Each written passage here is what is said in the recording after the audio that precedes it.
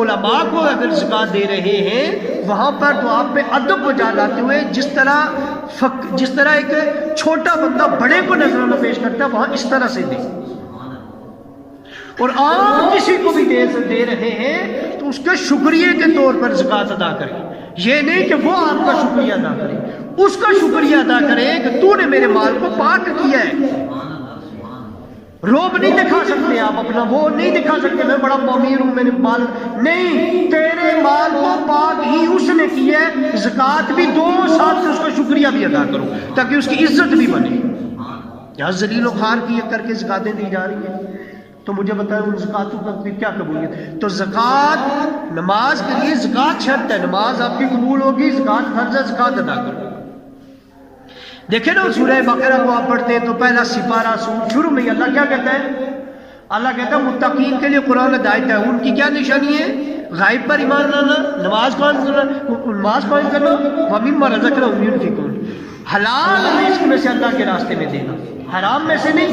اللہ دیتا ہی وہی ہے خوشی سے جو حلال ہوتا ہے، اس میں سے اللہ کے راستے میں خرچ کرنا، یہ حلال مال سے اللہ کے راستے میں خرچ کرنا، یہ ہے زکوٰۃ۔ میرے پاک نبی صلی اللہ علیہ وسلم نے فرمایا اس زکوٰۃ کا فائدہ سنیں، زکوٰۃ کی افادیت سنیں، حضور نے فرمایا حسنوا اموالکم بالزکاۃ وداووا امرادکم بالصدقۃ واستقبلوا امواج البلاء بالدعاء والتضرع، کہ آپ اب ترجمہ سماعت فرمایا، حضور نے فرمایا کہ اپنے مال کی حفاظت کرو زکوٰۃ ادا کر کے۔ یہ جو آپ مال دیتے ہو نا، یہ آپ جو زکوٰۃ دیتے ہو، آپ کا جو مال ہے وہ محفوظ ہو جاتا ہے، مال آپ کا محفوظ ہو جاتا ہے۔ پھر اس کے بعد حضور نے فرمایا اپنے بیماریوں کا علاج کرو صدقے کے ذریعے، صدقہ نکالو بالصدقۃ وَدَعُوا أَمْرَادَكُمْ، اپنے مرضوں کا، اپنی بیماریوں کا علاج کرو، ان کی دعا کرو، کس کے ذریعے؟ بالصدقۃ، صدقے کے ذریعے۔ اور پھر پاک نبی نے فرمایا اور جو تم پہ مصائب کی لہریں آ جائیں، موج آ جائے، تمہیں لہریں آ جائیں مصائب کی، پریشانیاں آ جائیں، حضور نے فرمایا ان پریشانیوں، ان مصائب، ان مصیبتوں کو دور کرو دعاؤں کے ذریعے اور آؤ فریاد کے ذریعے، اللہ کی بارگاہ میں گڑ گڑا کر دعائیں کر کے اپنے اوپر آنے والی مصائب اور پریشانیوں کو دور کرو۔ تو جو زکوٰۃ ہے وہ ہمارا موضوع ہے۔ یہ ابو داؤد شریف کی حدیث آپ کو سنا رہا تھا کہ زکوٰۃ کے ذریعے مالوں کی حفاظت کرو، صدقے کے ذریعے بیماریوں سے محفوظ اپنی دعا کرو، اور دعا اور گڑگڑاہٹ کے ذریعے اللہ کی بارگاہ میں اپنے مصائب اور پریشانیوں کی جو لہریں تم پر آتی ہیں ان کو دور کرو۔ تو زکوٰۃ کیا کرتی ہے؟ ہمارے مال کی حفاظت کرتی ہے، اور یہ زکوٰۃ ہمارے اسلام کو بھی مکمل کرتی ہے۔ طبرانی کی حدیث حضور نے فرمایا من تمام اسلامکم ان تؤدوا زکاۃ اموالکم، حضور نے فرمایا کہ یہ اسلام کی تکمیل میں سے ہے کہ تم اپنے مالوں کی زکوٰۃ ادا کرو۔ اسلام مکمل تمہارا ہوگا اپنے مالوں کی زکوٰۃ ادا کرو۔ تو اب یہ جو زکوٰۃ ہے یہ واجب تو اس پر ہوتی ہے، فرض تو اس پر ہوتی ہے جو صاحب نصاب ہو، 7.5 تولہ سونا ہو، 52.5 تولہ چاندی ہو، یا 52.5 تولہ چاندی کی مقدار اس کے پاس رقم ہو اور اس پر سال گزر جائے۔ تو جس سال، یہ جس مہینے میں بھی، اسلامی مہینے کے اعتبار سے جب بھی سال پورا ہوگا تب ہی زکوٰۃ اس پر واجب ہوتی ہے، تاخیر کرنے والا گنہگار ہوتا ہے۔ اب آپ یہ دیکھیں کہ یہ حضور کو بھی حکم ہوا تھا، قرآن مجید کی آیت ہے، یہ سورہ توبہ کی آیت ہے، وہ فرمایا خذ من اموالہم صدقۃ تطہرہم وتزکیہم بہا، خذ من اموالہم صدقۃ۔ حضور صلی اللہ علیہ وسلم نے فرمایا مجھے اللہ نے حکم دیا ہے کہ میں امیروں سے زکوٰۃ مال لوں اور غریبوں میں بانٹوں۔ یہاں اللہ کہتا ہے خذ من اموالہم صدقۃ تطہرہم وتزکیہم بہا۔ حضور فرماتے ہیں، اللہ فرماتے ہیں ان کے مال، اموال لو، ان کے مال لو۔ کیوں لو؟ وجہ کیا ہے؟ مال کیوں لیا جاتا ہے؟ یعنی زکات کیوں لی جاتی ہے؟ تاکہ تمہارا مال پاک ہو جائے، اس لیے لی جاتی ہے تاکہ تمہارا مال پاک ہو جائے اور تمہارا تزکیہ ہو جائے، صاف ستھرا ہو جائے۔ بھائی ادھر دیکھیں، بندہ کہہ سکتا ہے میں نے تو خون پسینے کی کمائی ہے، ایک بندہ خون پسینے کی کمائی کما رہا ہے تو وہ کمائی اس کے لیے حلال ہے، لیکن سال گزرنے کے بعد حلال ختم۔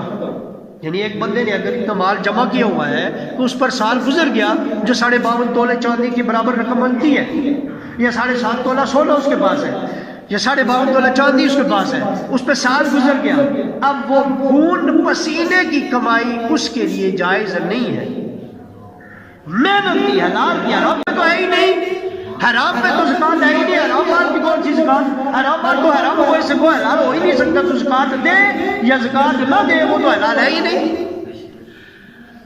یہ تو اس کی ہے جو محنت سے کمایا گیا حلال کا پیسہ ہے، زکات بھی اسی پر واجب ہے، اور وہ بھی سال پورا تم کھا سکتے ہو، تمہارے لیے حلال ہے، لیکن جو ہی سال مکمل ہوا اب ناپاک ہے، اب اس کو پاک کرنا ہے تو اس کی زکات نکالو، جو قرآن کی آیت بھی ہے، اور میرے پاک نبی نے فرمایا کہ اب ان کی زکات کے ذریعے ہم ان کے مال کو پاک کرتے ہیں، لہذا اپنے مالوں کو پاک کرنا ہے۔ 52.5 تولہ چاندی کی قیمت آج دیکھ لے کیا ہے، اتنے مال پر آپ کو سال گزر چکا ہے، اب اس کا 2.5% آپ زکات دیں۔ 2.5% نکالنا بہت آسان ہے، جتنی بھی رقم ہے نا، آج کل ہر ایک کے پاس موبائل ہے، موبائل میں ڈیوائڈ کریں، اتنی رقم لکھ کر ڈیوائڈ بائی آپ 40 کریں، 40 سے تقسیم، یہ 40% حصہ ہوتا ہے، یعنی 40% نہیں، 40واں حصہ ہوتا ہے، 2.5% حصہ ہوتا ہے، 2.5% 40واں حصہ بنتا ہے، تو 40 پہ ڈیوائڈ کریں، آپ کے پاس جتنی بھی رقم ہے نا، کسی سے پوچھنے کی ضرورت ہی نہیں ہے کہ کتنی رقم ہم زکات دیں، آپ اس کو 40 پہ ڈیوائڈ کریں، تقسیم کریں، جو رقم آئے گی وہی زکات بنتی ہے۔ یعنی اگر آپ 100 کو 40 پہ تقسیم کریں تو 2.5 روپے ہی آئے گا، 1000 پہ، لاکھ پہ 40 کو تقسیم کریں تو 2,500 آئے گا، تو یہ 40 پہ تقسیم کریں آپ کی زکات کا وہ نصاب نکل جائے گا، تو وہ زکات جو دینی ہے وہ آپ اس سے ڈیوائڈ کر کے نکالیں تو ہر ایک ادا کریں، اس لیے کہ یہ جو زکات ہے یہ بندے کو پہلے کیا کریں، متقی بناتا ہے۔ زکات ادا کرنے والا متقی ہوتا ہے، نیک ہوتا ہے۔ والذین هم للزکاۃ فاعلون، یہ جو زکات ادا کرنے والے ہوتے ہیں یہ متقی لوگ ہوتے ہیں۔ اور پھر ہوتا کیا ہے، اس کا فائدہ کیا ہوتا ہے؟ اللہ فرماتا ہے وما انفقتم من شیء فهو یخلفہ وهو خیر الرازقین۔ اللہ کہتا ہے جو بھی چیز تم اللہ کے راستے میں تقسیم کرتے ہو نا، اللہ اس کا بدل تمہیں عطا کرتا ہے، اور جو اللہ بدل عطا کرتا ہے وہ اس سے بہتر ہوتا ہے۔ یعنی ایک تو یہ ہے کہ آپ نے زکات نکالی، صدقہ نکالا، خیرات نکالی غریبوں کے لیے، وہ ایک تو یہ نا کہ اسی جتنا اور ملے، نہیں، اللہ کہتا ہے میں اس سے بہتر عطا کرتا ہوں، واللہ خیر الرازقین۔ یہ اللہ تو عطا چھوڑتا ہی نہیں، لیکن یہ آپ کی آزمائش ہے کہ اللہ پہ یقین ہے کہ نہیں ہے۔ بھائی میرے پاس زکات، میرے پاس مال ہے اور میں اس کی زکات دینے میں کتراؤں کہ میرا مال کم ہو جائے گا، اللہ پہ یقین نہ رہا، قرآن پہ یقین نہ رہا، اور اگر میں اس کی زکات ادا کرتا ہوں حق کے ساتھ تو مجھے یقین پہ بھی اللہ دنیا میں بھی بہترین اس کا نعم البدل عطا کرے گا، آخرت میں تو عطا کرے گا ہی کرے گا۔ یعنی جب آپ زکات دیتے ہیں تو وہ آپ کا مال بھی پاک ہو گیا، اور صرف مال ہی پاک نہیں ہوا، صرف مال ہی پاک نہیں ہوا، اللہ بڑھا کر عطا کرتا ہے، اور اللہ اس کا بدلہ چھوڑتا نہیں ہے۔ جب اللہ قرآن میں کہتا ہے کون مسلمان ہوگا جو رب پہ یقین نہیں کرے گا کہ میں اللہ کے راستے میں زکات دوں گا تو مجھے اللہ نہیں دے گا، وہ قرآن میں اللہ کا وعدہ ہے۔ بلکہ ایک اور آیت ہے مثل الذین ينفقون اموالهم فی سبیل اللہ کمثل حبۃ انبتت سبع سنابل بکل سنبلۃ مئۃ حبۃ۔ اللہ فرماتا ہے جس نے اللہ کے راستے میں ایک دانہ، یعنی اللہ کے راستے میں جس نے کچھ پیسے خرچ کیے، کچھ بھی دیا اللہ کے راستے میں، مال خرچ کیا، اس کی مثال ایسے ہے جس طرح ایک دانہ اس کو زمین میں بو، میں مفہوم ہی سمجھا دیتا ہوں، اس کو زمین میں بو، اس میں سے ایک پودا نکلا، اس میں 60 بالیاں مل گئی، ہر بالی میں 100 دانہ۔